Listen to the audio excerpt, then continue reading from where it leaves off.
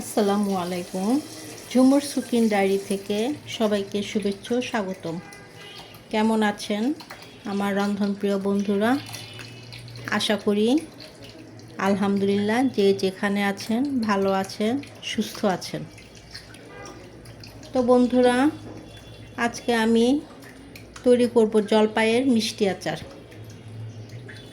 এবং এই আচারটি তৈরি করা অত্যন্ত সহজ এবং আমি সহজভাবেই তৈরি করব, সেটা আমি আপনাদের সাথে শেয়ার করব। তো যাই হোক, জলপাইগুলি আমি ধুয়ে নিচ্ছি। তো বন্ধুরা, আচারটা আমি চুলাতে বসিয়ে দিয়েছি। এখন এখানে দিয়ে দিব আমি 1 চামচ লবণ। লবণটা আমি বেশিই দিব, কারণ জলপাইটা যখন সিদ্ধ হয়ে ফেটে যাবে তখন এই জলপাইয়ের টক পানিটা লবণ দেওয়ার কারণে বের হয়ে যাবে। যেহেতু আমি মিষ্টি আচার তৈরি করব, তাই লবণটা আমি বেশি দিয়েছি।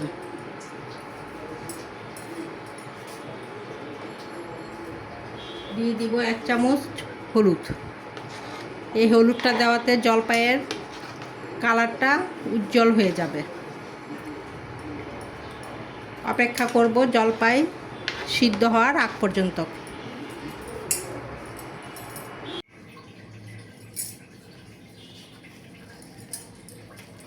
এই তো হয়ে গেল আমার জলপাই ম্যাশ করা। বন্ধুরা, এখন আমি চলে যাব চুলাতে আচারটা রান্না করার জন্য। হলুদ দেওয়াতে দেখেন জলপাই কালারটা কত সুন্দর হয়ে গিয়েছে। এখন চুলাতে আমি কড়াই বসিয়ে দেব।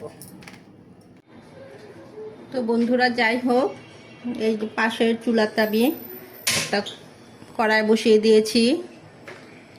এটাতে এখন আমি আচারের মশলাগুলি তৈরি করে নেব। দিয়ে দিলাম ধনিয়া,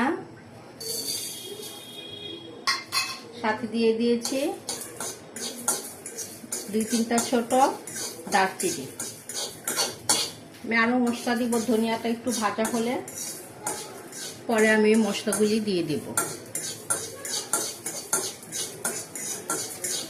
ধনিয়াটা বাজতে একটু সময় লাগবে। মশলাগুলি আমি একটা জারে নিয়ে ব্লেন্ড করে দেব।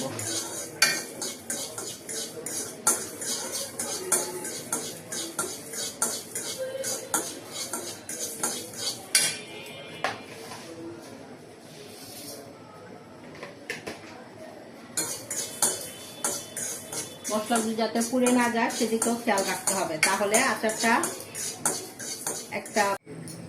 আমার ধনিয়াটা ভাজা হয়ে গেছে, স্মেল বের হয়ে গেছে। এখন আমি দিয়ে দিব পাঁচফোড়ন,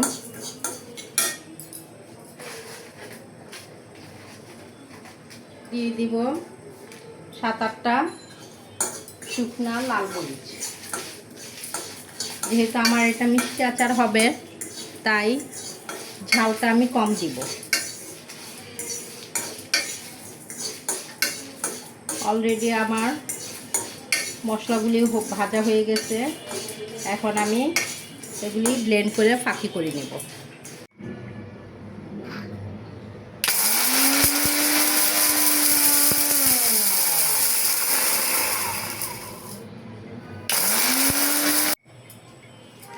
তো যাই হোক, চুলাতে আমি আবারও আচার রান্না করার জন্য কড়াই বসিয়ে দিয়েছি।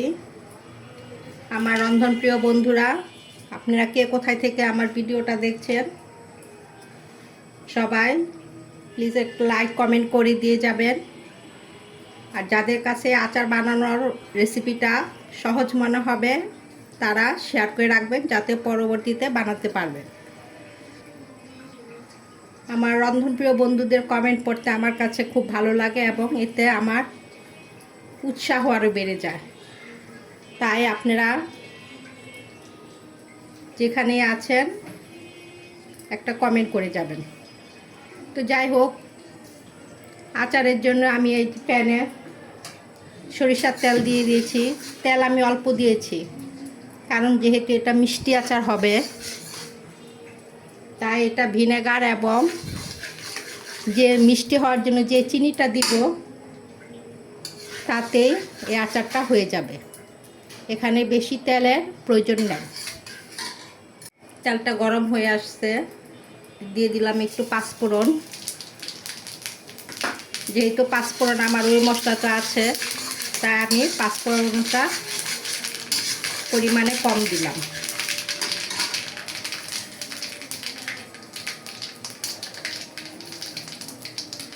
দিয়ে দিব কয়েকটা রসুন।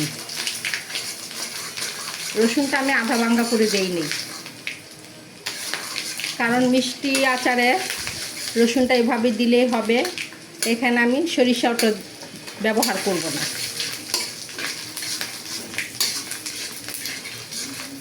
যাতে মশলাটার জন্য একটু তেল দেওয়া। রসুনটা লাল লাল হয়ে যাবে, পাঁচফোড়নটা লাল লাল হয়ে যাবে, তখন আমি দিয়ে দেব 1 কাপ ভিনেগার।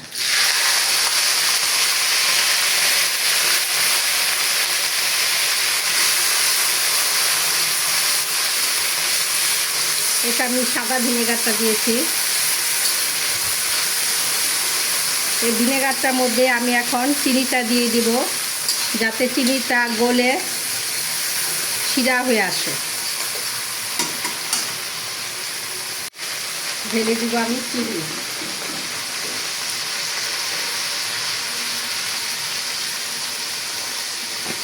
চিনিটা আমার 1 কেজির প্যাকেট।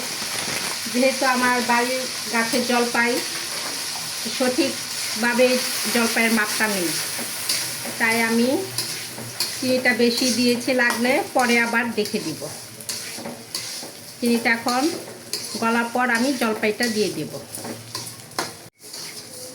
চিনিটা আমি এভাবে নেড়ে যাচ্ছি। এভাবে নাড়তে নাড়তে একসঙ্গে চিনিটা গলে যাবে। ঢেলে দিলাম জলপাইটা।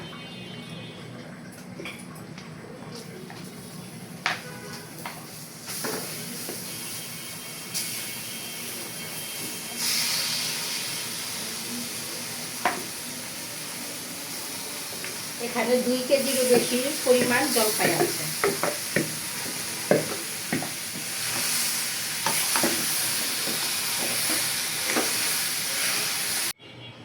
আমার আরেকটু চিনি লাগবে, আমি পুরো চিনিটাই দিয়ে দিলাম।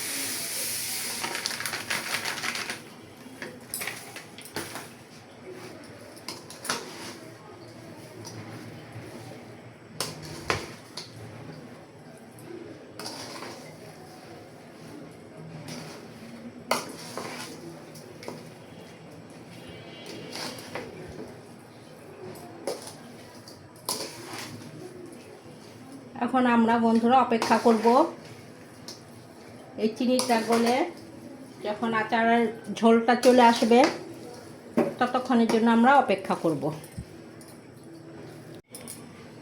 তো বন্ধুরা ফিরে এসেছি আমি প্রায় 20 মিনিট পর। 20 মিনিট পর দেখেন আমার আচারের অবস্থাটা এরকম হয়েছে। আমি একটু টেস্ট করে দেখেছি, দেখলাম এখানে চিনি আরও লাগবে। যেহেতু মিষ্টি আচার তো মিষ্টিই হতে হবে, তাই না? তাই আমি প্রথমে দিয়েছি 1 কেজি চিনি, পরে আমি 1 কেজির প্যাকেট আরেকটা দিয়ে নিলাম।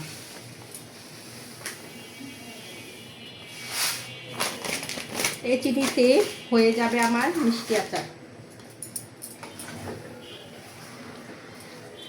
আমার আচারটা কিন্তু পাতলা হয়ে আসছে।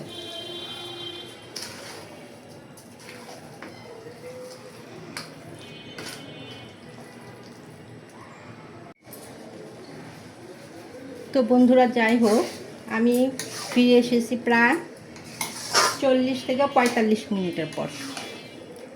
এখানে এখন আমার আচারের কালারটা এই অবস্থায় চলে এসেছে। আরেকটা কথা, আমি কিন্তু জলপাইয়ের একটা বিচি ফেলে দিই না। অনেকে জলপাই আচার করার সময় কিছু বিচি ফেলে দেন, কিন্তু আমি ফেলে দেই না। কারণ আপনি জলপাই বলেন, বড়ি বলেন, আচার খাওয়ার শেষে যদি মুখে বিচি না লাগে, তাহলে আচার খাওয়ার মতো স্যাটিসফ্যাকশন পাওয়া যায় না। তাই আমি সবগুলা বিচি রেখে দিয়েছি। আমার আচারটা প্রায় হয়ে গেছে।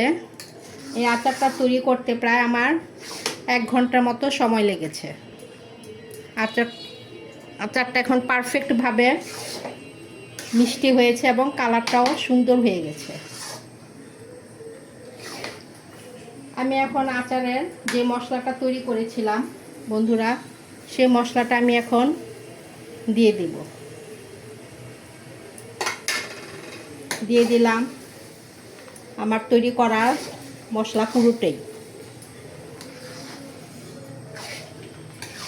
এই তো হয়ে গেল আমার জলপাইয়ের মিষ্টি আচার। তো বন্ধুরা, যে যেখান থেকে দেখছেন আপনারা, আপনাদের কাছে আমার অনুরোধ রইল, যাদের ভালো লাগবে আপনারা প্লিজ শেয়ার করে রেখে দিবেন, যাতে আপনারা যখনই আচার তৈরি করতে যাবেন আপনাদের প্রয়োজনের সময় যাতে রেসিপিটা পেয়ে যান।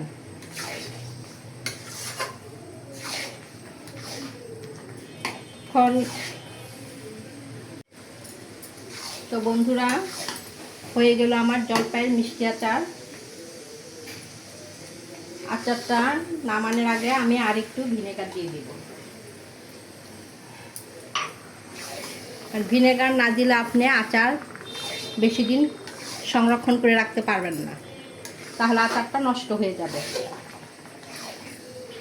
এই আচারটা আমি প্রথমে একবার ভিনেগার দিয়েছি, আবার লাস্ট মুহূর্তে আরেকবার ভিনেগার দিলাম। এতে আচারটা আমি প্রায় বছর খানেকের মতো বয়মে ভরে সংরক্ষণ রাখতে পারবো।